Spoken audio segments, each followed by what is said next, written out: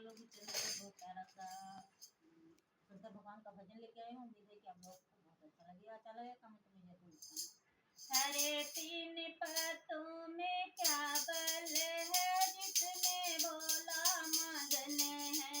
हरे तीन पत्तों में क्या बल है जिसमें भोला मगन है।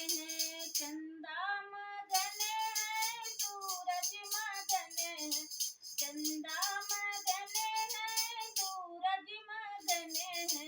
तारों में ऐसा क्या बल है जिसमें तारों में ऐसा क्या बल है जिसमें भोला मगन है।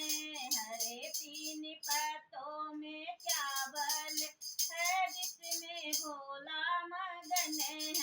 हरे तीन पत्तों में क्या बल है जिसमें भोला मगन है।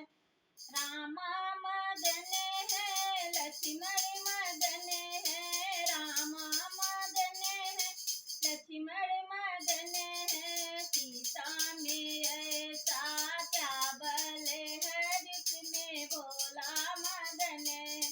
हरे तीन पत्तों में क्या बल है जिसमें भोला मगन है।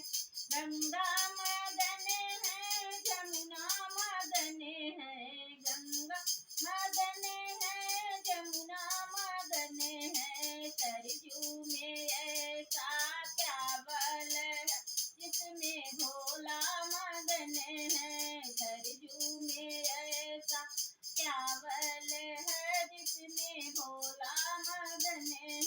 हरे तीन पत्तों में क्या बल